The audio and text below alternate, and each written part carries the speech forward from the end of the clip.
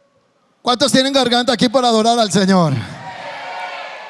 ¿Se acuerda usted cuando no había conocido al Señor, que se le había consagrado a Santo Tomás, a Santa Teresa, a San Cocho, a San Pedro, a San Gregorio Hernández? Usted se le había consagrado a tener la pata de conejo ahí en el bolsillo para la buena suerte, la estampita en la billetera, la contra en la billetera, se hizo cerrar el cuerpo, los 4 limones partidos en cruz en las 4 esquinas de la casa, la botella de agua con los limones flotantes para que le absorbiera la energía de la mala energía que le llegara al negocio, el vaso de agua debajo de la cama para que el marido no roncara, las chanclas al revés, los calzoncillos amarillos para fin de año tener buena suerte, las 12 uvas el fin de año para la prosperidad del año que viene, la canela, los inciensos, la ruda. Hasta usted corrió en el barrio con la maleta creyendo que el año que venía iba a viajar por toda Europa y no salió de Cocorná. Es chévere, chévere, yo tengo que ir a viajar. Estoy queriendo decir es que gente corrió porque se consagraban a los agüeros. Otros tenían y se le consagraron a María Auxiliadora, a la Virgen de los Sicarios, a la Guadalupana, a la de Fátima, al Cristo caído, al levantado, al que ronca, al que no ronca. Nos inventamos cuantos santos. Pues quiero decirles que hay un Dios más poderoso que cualquier objeto creado por los hombres. ¿Cuántos dicen amén a eso?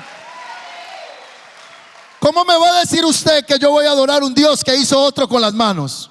¿Cómo me va a decir usted que le pida a una imagen que otro ser humano fue y lo fabricó con arcilla y con molde? Hay un Dios poderoso que no tiene molde y no es hecho de arcilla, es potente.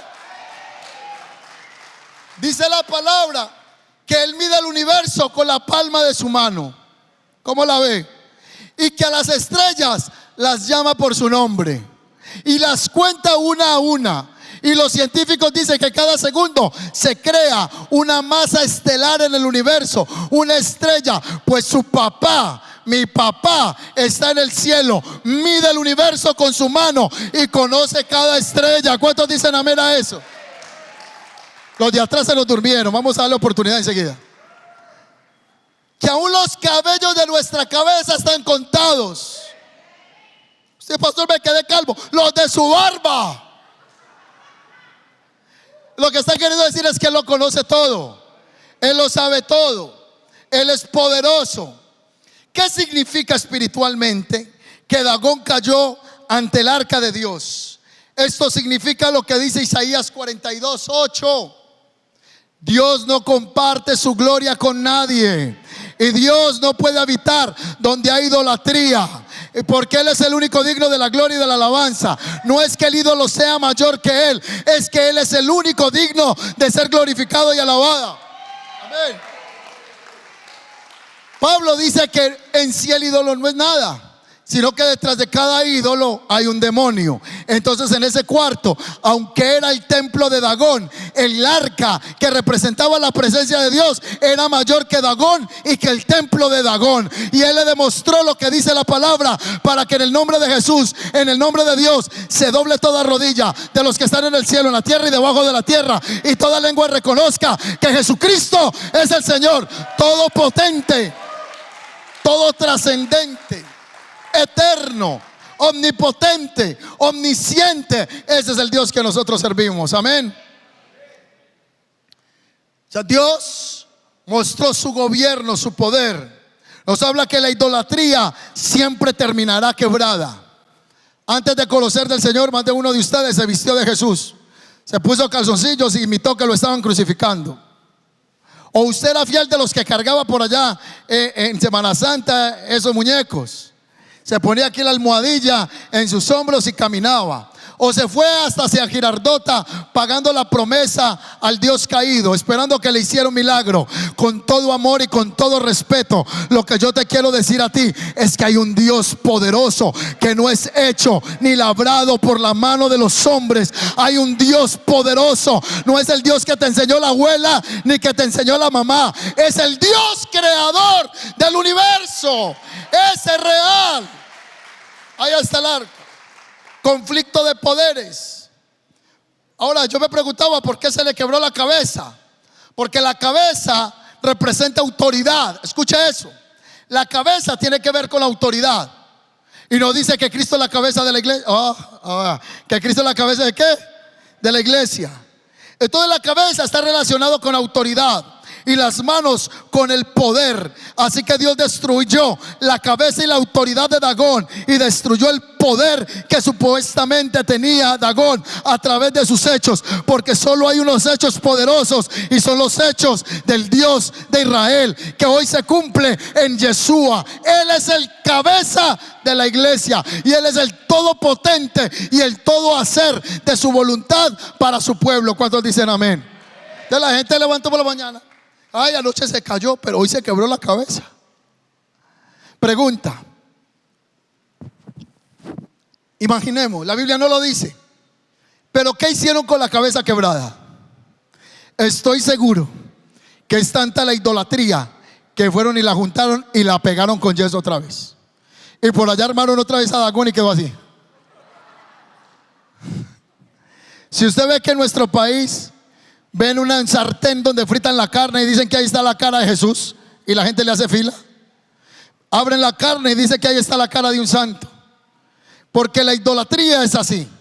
Recogieron los restos, los trataron de organizar y lo levantaron. Pues quiero decirle que Dios se defiende solito, sin ejército, sin profeta, sin oración. Dios defendió su gloria solo y le demostró a Dagón que él era Dios en el universo. Gracias por su entusiasmo. Y él sigue siendo Dios todavía. Así que la inquietud que yo leí este pasaje era: bueno, ¿y qué pasó con Dagón? Se cayó. Pues hoy lo que el Señor nos está diciendo: aunque usted no adore literalmente a Dagón, siguen habiendo Dagones modernos. Ay, ay, ay. Ay, ay, ay. Alejo, ay, ay, ay. Ay, ay, ay. Siguen habiendo Dagones modernos. Puede ser ese Dagón que sustituye a Dios, llamado dinero, la fama, la ideología, el orgullo, el egocentrismo, la egolatría. Todo lo que se levanta por encima del Señor terminará caído. Escucha lo que le digo. Todo lo que se levanta por encima del Señor terminará caído y roto. Porque todo ídolo cae ante YHWH, ante el Eterno, ante Dios, ante Yeshua. Porque solo hay uno de ser alabado y de glorificado. No te harás dioses ajenos delante de mí. Y no solo son los dioses de yeso y de madera, son los dioses que fabricamos en el corazón. El ser humano es un fabricador de dioses o de ídolos, dijo un pensador en la historia. Así que cuando venimos delante del Señor y somos expuestos a su presencia, todo Dagón se tiene que caer. La pregunta es: ¿qué Dagón está en tu templo interior? ¿Qué estás honrando más que a Dios? ¿O tienes Dagones secretos, ídolos secretos que necesitan caer delante del arca de Dios? ¿Cuántos dicen amén? Pastor, tengo un Dagón. No un dragón. Tengo un Dagón. Y ese Dagón no he podido vencerlo. ¿Qué es lo que usted tiene que hacer con ese Dagón? Es ponerlo a la presencia de Dios. Porque la idolatría y el pecado y el mundo nos absorben. Entonces nos toca venir ante la presencia para que la presencia haga que ese poder demoníaco caiga. Porque usted no lo va a tumbar, yo no lo voy a tumbar. Necesitamos exponernos al Señor. Por eso dice la Escritura que nosotros somos transformados en la medida en que nos vemos en la imagen del Hijo. En español, un poco más. Cuando usted sale de la casa, se mira el rostro y parece que se le olvidó cómo es el rostro. Porque usted pasa por un carro y anda mirándose ahí cómo está. Vuelve y se mira. Va al baño de la iglesia y vuelve y se mira si se le corrió el rubor, si se le corrió ahí la pestañina, si el labial que se echó ese rojo intenso pasión lo tiene corrido, va y se lo organiza bien. Porque el espejo nos dice de la condición en la que estamos. La palabra nos muestra la condición en la que estamos. Es como un espejo y nos dice: arréglate la cara. La tienes chorreada. Arréglate el cabello. Pero te estoy hablando espiritualmente. Es cuando venimos a la presencia de Dios que somos expuestos. La luz expone la oscuridad. Y nadie quiere venir a la luz para no ser corregido de las tinieblas que hay en su corazón. Ay, ay, ay. Pero aquel que quiere ser corregido se acerca a la luz para que sus obras sean expuestas si son buenas o si son malas. Cuando Jesús llegó a la tierra de Zabulón y Neftalí, gran luz le resplandeció. Está hablando en el espíritu. Zabulón y Neftalí era una ciudad asentada en tinieblas, en pecado. Pero cuando Jesús llegó, la descripción que se da es que la luz le alumbró.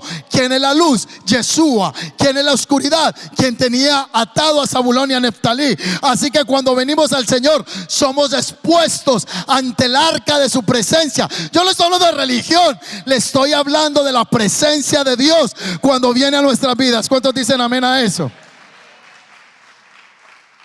Bueno, los filisteos la llevan ante Dagón. Dagón es destruido.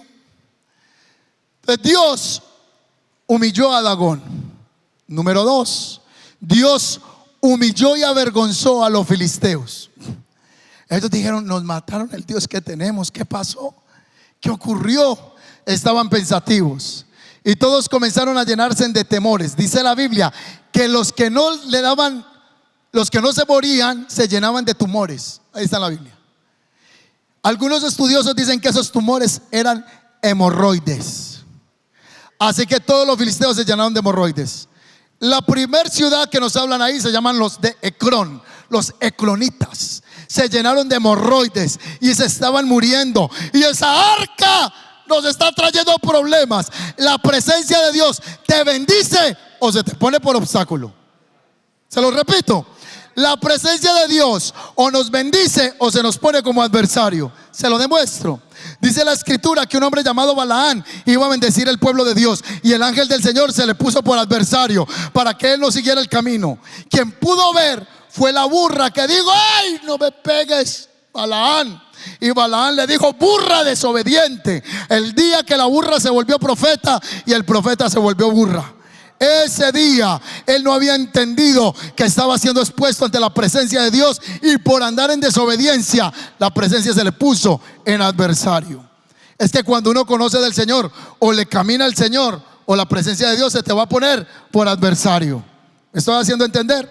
Así que ellos comenzaron a llenarse de hemorroides, tenían plagas en medio de ellos, y los filisteos comenzaron a ser humillados. Miren el arca, el cofre sagrado, la presencia de Dios se les volvió una maldición. Así que ellos tomaron el arca y la mandaron hasta la ciudad de Asdod. Y dice que cuando llegó a Asdod, destruyó y los hirió con tumores. De Asdod la mandaban para Ecrón, y no estamos enhuesados con el arca. Estamos embalados con esta arca. ¿Qué vamos a hacer? Llamaron consejo. Llevamos el arca por 7 meses y nos estamos muriendo. Plaga de ratones y plaga de tumores. ¿Qué hacemos con el arca? Fue la pregunta de los filisteos. Así que los filisteos recibieron un consejo, según en el versículo 11 al 13. Dice que llegaron los adivinos y sus consejeros, y este fue el consejo: para que no se sigan muriendo de muerte repentina, ni se llenen de tumores, ni de plaga de ratones, hagan un carro nuevo. Atención, ¿qué tenían que hacer? Un carro nuevo, una carreta. Hagan una carreta nueva. Tomen el arca y la suben en el carro. Luego van a hacer unos tumores en oro en representación de ofrenda al Dios de Israel. Pregunta: ¿cuántos principales de los filisteos son? Ellos contestaron: 5. Bueno, entonces van a hacer 5 tumores que representen ratones, la enfermedad, como ofrenda. Toman el arca, la suben en la carreta, ponen la ofrenda y toman 2 bueyes que no hayan sido enyuntados, que no hayan sido enyugados, y los van a poner a que caminen por la cuesta de Bet-Semes. Ustedes van a estar atentos. Si los bueyes siguen por el camino y llegan hasta la región de los Kiarit Jearim, entonces fue Dios el que trajo esta maldad. Pero si los bueyes salen con el arca y con la ofrenda y se disipan y se van para otro lugar, la enfermedad que tenemos simplemente fue una simple, ¿cómo lo decimos? Coincidencia. No es Dios el que los castigó, pero si los bueyes se van, este mal se ha sido por Dios. Así que los filisteos no sabían tratar el arca. ¿Cuántos meses la tuvieron? No, pero con ganas. 7 meses, tengan esos datos ahí. 7 meses. La devolvieron, se salieron del problema. Los bueyes caminaron y llegaron hasta un lugar que se llamaba Bet-Semes, a la región de Kiarib Jearim.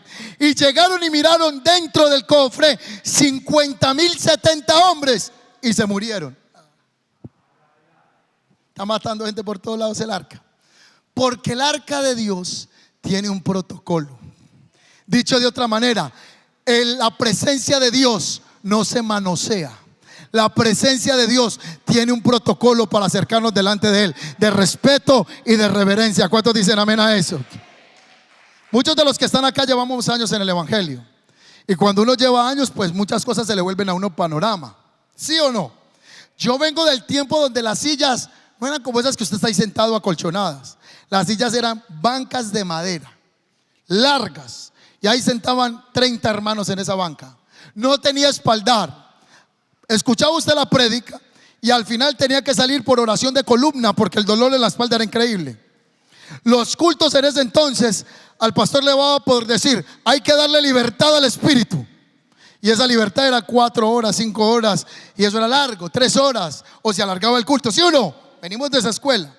Yo de pequeño me acuerdo jugando en la iglesia y cayéndome de la banca más de una vez. Y el pastor regañándome: Esteban, quieto. Yo estaba ahí columpiándome la banca. A medida que uno va creciendo, va perdiéndole respeto a las cosas sagradas de Dios. Pero a medida que crecemos espiritualmente y nos acercamos al Señor, tenemos que entender que las cosas espirituales merecen respeto. ¿Sí o no? ¿Sí o no? Piden respeto en una discoteca. No van a pedir respeto en la casa del Señor. Me estoy haciendo entender. Las cosas sagradas necesitan cuidado. ¿Qué fue lo que pasó con los de Bet-Semes, Kiarim? Es que ellos hicieron algo inadecuado y Dios los castigó. Así que tomaron el arca y se la llevaron para la casa de un hombre llamado Abinadab. ¿Cómo se llamaba? Y tenía un hijo que se llamaba Eleazar. Y la tarea de cuidar el arca fue para Eleazar. Entonces lo santificaron y le dijeron: muchacho, ojo a esto. Si a usted le dicen: tengo un cofrecito dorado de oro, o sea, ay, qué bendición. Solo que acaba de matar a los hijos de Elí, 34,000 del pueblo de Israel. Acaba de matar a 50,070 que miraron dentro del arca. Le llegó hemorroides a todos los filisteos, a otros los mató y trajo una peste de ratas. ¿Me guarda el cofrecito? O sea, no me traigas a sal para acá. Pero le tocó a Abinadab. Y dice la escritura en el pasaje que nos van a colocar ahí, que el arca reposó en la casa de Abinadab, cuidada por su hijo Eleazar. Diga conmigo: 20 años. ¿Cuánto tiempo estuvo con los de Filistea? 7. ¿Cuántos años en la casa de Abinadab? 20 años. Y ni prosperó ni hizo nada. Hay gente que va a la iglesia y ustedes los ven los mismos. Ni retroceden ni avanzan. Son como agua estancada. La misma cosa ahí. Y esto ni los mató. La escritura no nos dice que le haya pasado malo a Abinadab. Nada pasó con él. Nada ocurrió en su casa. Simplemente estuvo 20 años en la casa de Abinadab. Para ese entonces gobernaba un hombre llamado Saúl, el primer rey de Israel bajo la monarquía. Asciende a los 32 años, gobierna 40 años, muere a los 72 años. Y Saúl, ese rey de Israel, no le importa el arca. Es un cofre muy apreciado, representa la gloria de Dios, pero está por allá empolvado en la casa de un hombre llamado Abinadab, cuidado por su hijo Eleazar. Supongamos que el arca llegó, supongamos que Eleazar tenía 20 años, ya tiene 40 años y el arca no hizo nada trascendente en la vida de Abinadab. Entonces hay gente que puede llevar mucho tiempo en el templo, mucho tiempo en la iglesia y no es cambiada, no es transformada. Es la misma cosa. Así que el rey muere. Cuando muere, Dios levanta a un jovencito llamado David, que fue ungido en los 17 años, que estaba tras las ovejas de su padre. Fue nombrado por rey de Israel. Y un día David dijo: ¿y el arca? ¿Dónde está el arca? Porque representa la presencia de Dios. Yo quiero traer el arca. Y dice la escritura que David trajo el arca. Le hablé del trato de los hijos de Eli con el arca. Le hablé de los filisteos, cómo trataron el arca. Le hablé de quién más, de Abinadab y Eleazar con el arca. Y ahora vamos a ver el trato de David con el arca. David mandó a reunir las tropas más selectas de Israel, un total de 30,000, y las llevó de Baala de Judá para traer de regreso el arca de Dios, que lleva el nombre del Señor de los ejércitos celestiales, quien está entronizado entre los querubines. Así que pusieron el arca de Dios en una carreta nueva. ¿En qué puso David el arca? ¿A quién le aprendió eso? Ayúdeme mientras tomo agua. ¿Quién me puede decir? Ustedes hablan así en la casa. En los filisteos, a los filisteos, ¿quién dio el consejo de hacer una carreta? Los adivinos que asesoraban a los filisteos. David fue, hizo una carreta y montó el arca. No solo hizo, sigue diciendo el texto bíblico, que él comenzó a traer a Usa y a Ahío, hijos de Abinadab, que guiaban la carreta, que cargaba el arca, y Ahío caminaba delante del arca. Y David y todo el pueblo de Israel celebraban al Señor entonando canciones, tocando todo tipo de instrumentos musicales, liras, arpas, panderos, castañuelas y símbolos. Y cuando llegaron al campo de trillar de Nacón, los bueyes tropezaron y Usa extendió la mano para que el arca no se cayera, y el furor de la presencia de Dios salió contra Usa y lo mató. Otra vez, los hijos de Eli mueren bajo un juicio. Los filisteos no saben cómo tratar el arca de Dios. Tumores, enfermedades y muertes. La casa de Abinadab, no pasa nada con el hijo de Eleazar. David trae el arca y lo monta en una carreta nueva. Hace una fiesta, y en medio de la fiesta hay un hombre que se llama Usa, que no sabe cómo tratar la presencia, la toca y se muere. Vamos en orden. Vamos en orden. La iglesia no está llamada a imitar los modelos de los filisteos. La iglesia no está llamada a imitar al mundo. La iglesia tiene por diseño original un diseño espiritual establecido ya en la palabra de Dios. ¿Cuántos dicen amén a eso? Yo he visto pastores que hasta se disfrazan de chapulín para entretener la iglesia. La palabra es una sola y no tenemos que estar imitando cosas para poder tratar de agradar a que otros lleguen. Esas son las estrategias humanas. Y aunque había una fiesta y le estaban cantando a Dios, Dios no estaba en esa alabanza. Dicho de otra manera, podemos cantar, alabar, gritar, jubilar, y Dios no estar agradado de lo que estamos haciendo. Porque no se trata de la práctica, se trata de la obediencia. No se trata del culto ni del performance. No se trata de la liturgia. Se trata de que Dios esté agradado en la alabanza de su pueblo. ¿Cuántos dicen amén? Así que había una alabanza en la que Dios no estaba. Había una fiesta en la que Dios no estaba agradado. Usa extendió la mano.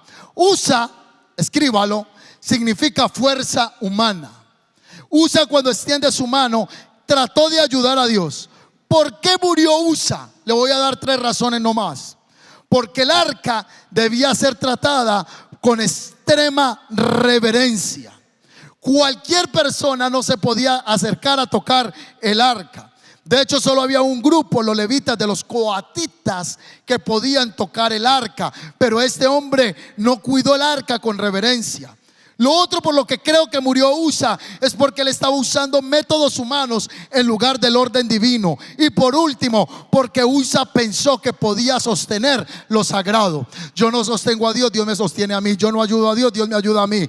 Es Dios el que obra a mi favor. La necesidad del ser humano de querer implementar en sus fuerzas capacidades de creer que ayudamos a Dios es falso.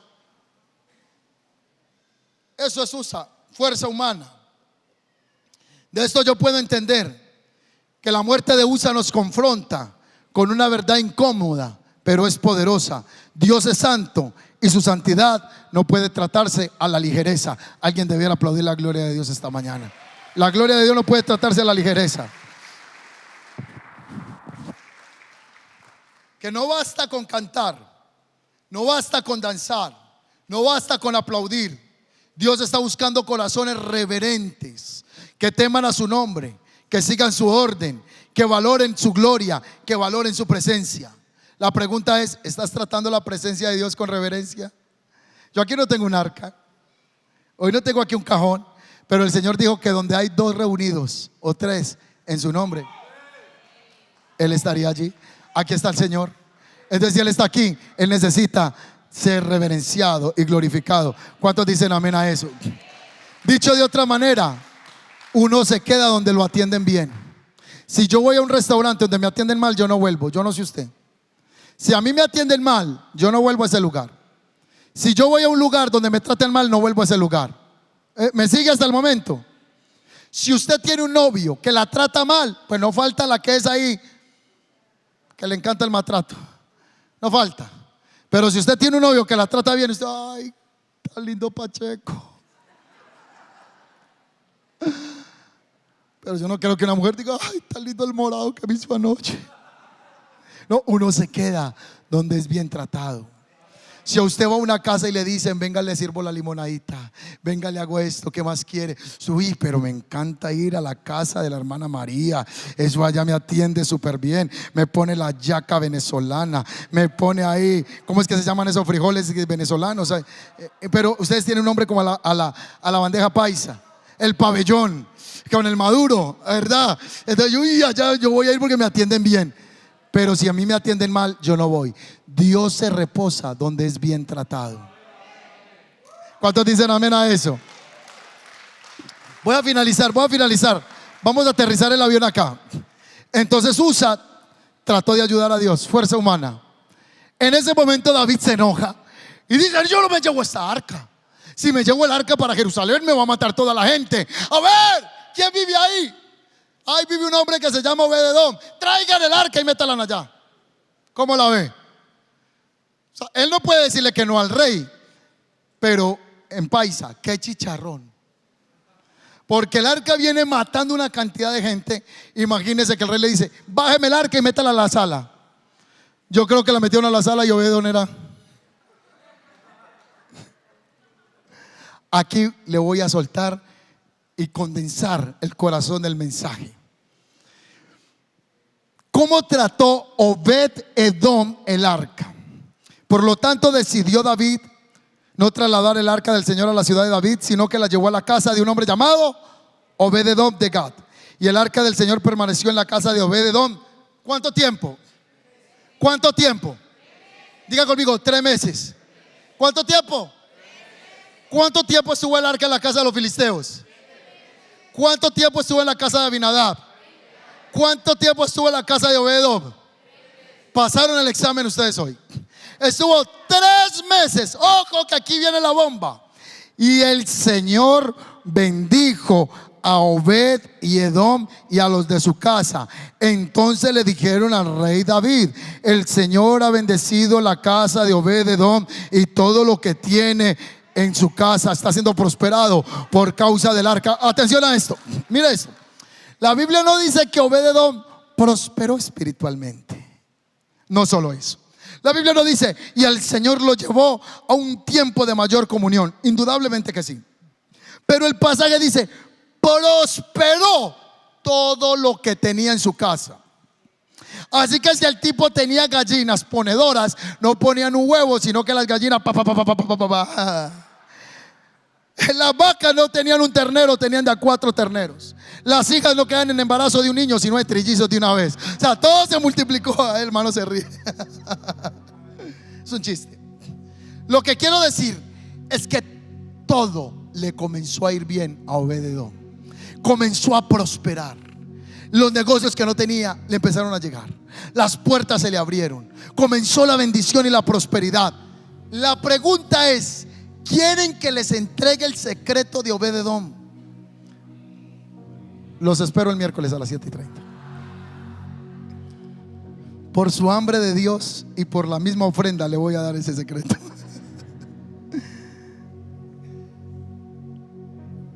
Pregunta: ¿Qué diferente hizo Obed-edom a los hijos de Eli? ¿Qué diferente hizo Obed-edom a David? ¿Qué de diferente hizo Obed-edom a Usa? ¿Qué diferente hizo Obed-edom a Abinadab y a Eleazar? ¿Qué de diferente hizo Obed-edom a los filisteos? ¿Qué de diferente hizo este hombre a los de la ciudad de Kiriat Jearim que miraron dentro del arca? ¿Quiere saberlo? Se lo voy a liberar. Obed-edom, etimológicamente, su nombre es un nombre compuesto, Obed-edom. La palabra Obed significa siervo o servidor. Edom significa rojo. También puede referirse a la región de Edom, descendiente de Esaú. Entonces, Obed-edom puede significar siervo de Edom, siervo del rojo, o espiritualmente hablando, el que sirve humildemente. Eso significa Obed-edom, el que sirve humildemente. Yo lo que creo, porque la Biblia no da el detalle, es que Obed-edom representa a alguien que está dispuesto a hospedar la presencia de Dios en su casa. ¿Cuántos dicen amén? Miren esta foto, la bajé del Facebook de Obed-edom. Siguiente imagen. Yo creo que Obed-edom en la tarde, esta foto que le saqué del Instagram a Obed-edom, le puso un copy que decía: adorando frente al arca con la familia. Yo creo que él llamaba a los hijos, a las hijas, a las nueras, a la mujer, y les decían: esto que tienen frente a ustedes es lo más valioso que podemos tener. Yo creo que Obed-edom les contaba la historia de los hijos de Elí y cómo la gloria había sido traspasada, y les dijo: este arca caminaba con el pueblo de Israel, y una nube de fuego se hacía en la noche, y una columna de luz, de sombra venía en el día para cubrirles, pero el arca siempre estaba con ellos. Y les explicaba todo lo que tenía que ver con el arca. Llamaba a los hijos y les decía: es hora de grupo conexión en la casa de Obed-edom. Y ahí se sentaban, adoraban y compartían. Dios se queda donde es glorificado. No pasa en esta iglesia, pero cuando en otras iglesias falta 10 minutos para que se acabe el culto, en otras iglesias la gente se comienza a salir, o quieren salir de primeros, porque creemos que es una religión y no entendemos que se trata del arca, que merece respeto, que merece reverencia, que merece ser glorificado el Señor. Entonces él estaba con ellos ahí y adoraba, y en 3 meses prosperó. Dicho de paso, lo que personas les ha tardado 40 años, tú lo puedes tener en 3 meses. Cosas en tu vida pueden cambiarse en los próximos 3 meses si entendemos lo que significa hospedar la presencia de Dios en medio nuestro. 3 meses prosperó. Todo en la casa le estaba abundando. Lo que era faltante comenzó el Señor a derramarlo. Así que le llegó la noticia a él, al rey David: este hombre está prosperando. Ojo, esta otra bomba que encontré. En Primera de Crónicas 15:18 y en Segunda de Crónicas, escuchen que esto es un dato importante. Dice que Obed-edom tocaba en la séptima. O sea que Obed-edom era ¿cómo se llama el que toca un instrumento? Un músico. Tocaba en la séptima. Pero músicos hay muchos. Él no solo era músico y lo hacía bien, él era un adorador. Por eso en el nuevo pacto él es sombra de los adoradores del nuevo pacto, porque en el nuevo pacto dice que Dios busca adoradores que le adoren en espíritu y en verdad. Dicho de otra manera, la conexión no está en la algarabía, sino que la conexión está en los adoradores en espíritu y en verdad. Dicho de otra manera, no se trata del arpa, sino del que toca el arpa. No se trata de la herramienta, sino del que usa la herramienta. En este caso, Obed-Edom en las tardes, no sé si era una lira, una arpa, y entonaba sus adoraciones. Y podía pasar tardes frente al arca. ¿Y sabe qué ocurría? La presencia descendía en la casa de un hombre que servía con humildad, que se deleitaba en la presencia de Dios. Ese hombre que luego lo dice en Crónicas, que se volvió no solo músico, tocador en la séptima, sino que era un portero de la casa de Dios. Y conecta lo que David después dice: prefiero ser un portero en la casa de Dios que estar mucho tiempo fuera de ese lugar.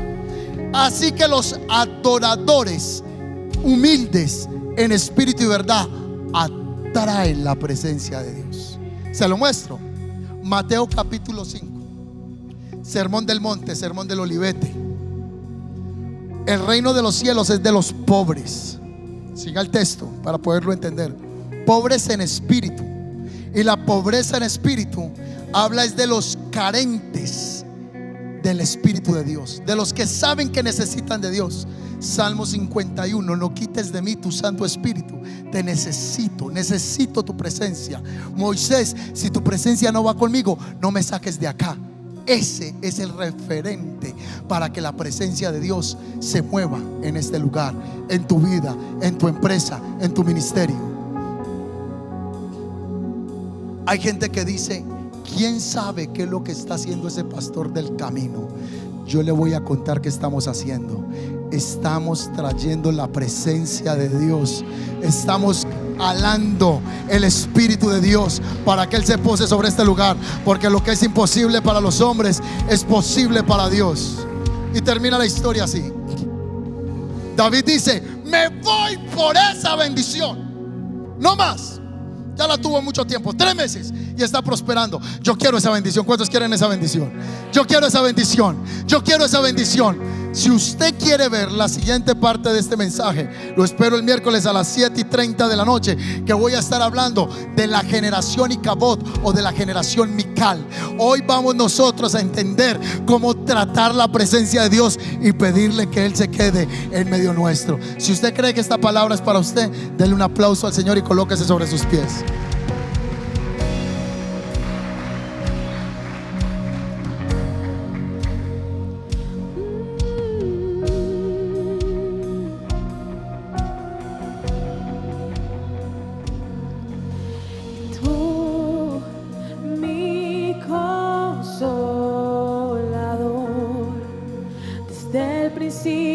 Fuiste quien todo formó, las tinieblas dispersaste, el cielo abriste. Vamos a cantar la canción, está ahí en pantallas. Levante su voz. Descendiste. Dígaselo fuerte. Santo, Santo Espíritu, ven, fluye. que tu gloria en mí descienda. Ven, llena. Ven, lléname hasta extremes. Santo Espíritu, ven, fluye, Que tu gloria en mí descienda. Ven, lléname y hasta estremecer tu gloria.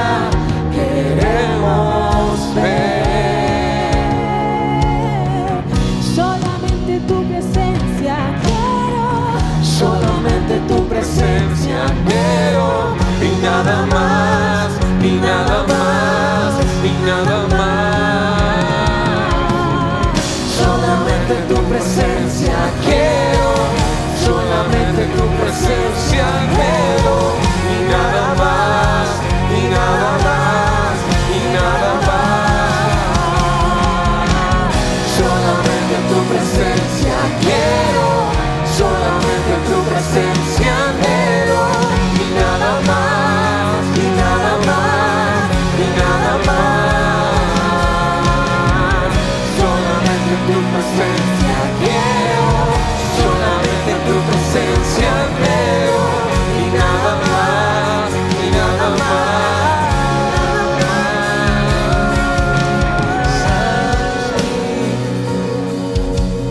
Que tu gloria en mí descienda, ven, lléname. Santo Espíritu, ven, fluye, que tu gloria en mí descienda, ven, lléname.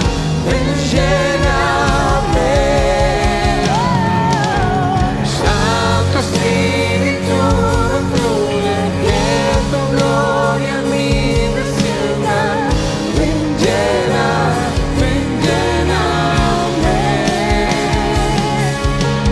Santo Espíritu, ven, fluye, que tu gloria en mí descienda, ven, lléname.